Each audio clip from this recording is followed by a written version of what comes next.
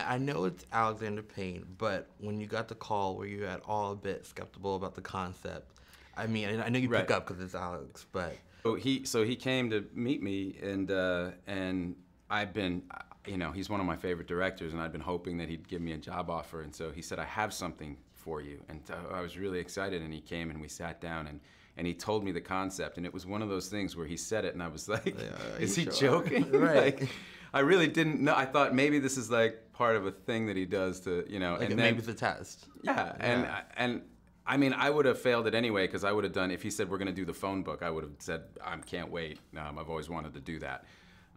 But he told me the concept, and then he gave me the script. And so I read it, and I just thought it was the most ambitious, kind of smart, funny, moving thing. And I just was, you know, I got really excited about it. And it took a while. You know, we lost the whole year because we couldn't get, it was hard to get funding. You know, it's hard to make a movie like this nowadays that's really about something, and that's, you know, got all these special effects, but it's ultimately about, you know, human beings, and there's no superheroes, there's no dragons, there's no, you know what I mean?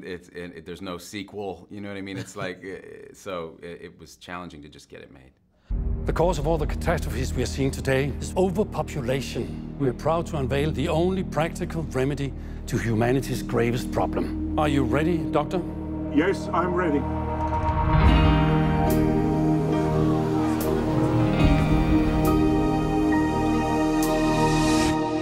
Wow, that is wild, isn't it? It's just wild. Stefanik is an interesting man. How would you describe him, and what did you admire most about him? I think he's a kind of a naive but fundamentally decent person, and a really good person with a good heart, and doesn't know what he doesn't know, but is very kind of ultimately open to the world, and he goes on this kind of incredible journey of self-discovery, really, through the course of this movie, and ends up in this really kind of remarkable place. That's Dave Johnson. Hey, everybody. And Carol. He never struck me as the kind of guy who'd go get small. Downsizing takes the pressure right off. Plus, you're really making a difference. You mean all that crap about saving the planet? Yeah. Downsizing is about saving yourself. We live like kings. Got the best houses, best restaurants, Cheesecake Factory. Got 3 of them. In Leisureland, your $52,000 translates to $12.5 million to live on for life. Wow. Do you understand that you will undergo the permanent and irreversible medical procedure commonly known as downsizing, and that your bodies will be approximately 0.0364% of their current mass and volume? Nervous? Little. Between Downsizing and Suburbicon, you had a great year.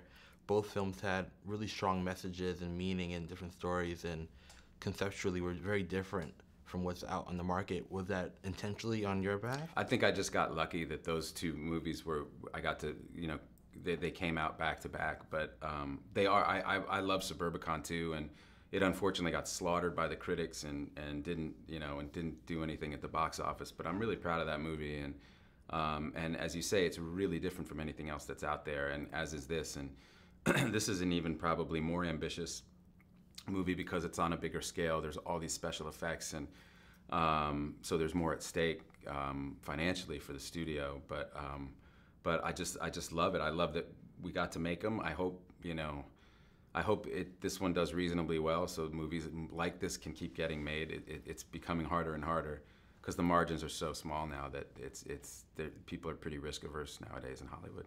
And lastly, what do you hope people take away from watching Downsizing? Well, I think there are a lot of really great themes in this movie and a lot to talk about. And, you know, Alexander tends to play his cards pretty close to the vest when he talks about this movie kind of thematically, because he doesn't want to, you know, it's like you don't want to lead the horse to water. It's like, you know, an audience brings its own stuff to something like this, and will have so many of its own ideas, and so you don't want to limit what is possible in the kind of the viewing experience.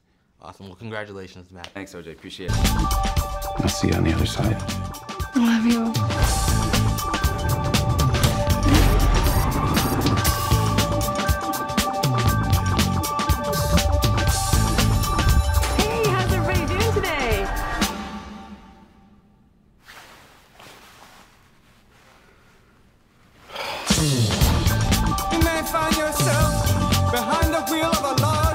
automobile.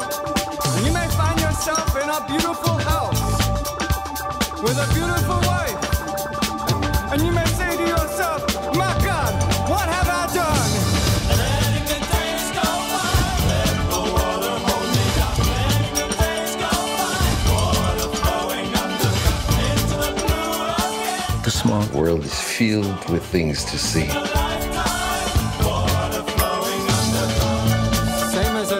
Sometimes you think we're in the normal world, and then something happens. Oh my God. And you realize we're not.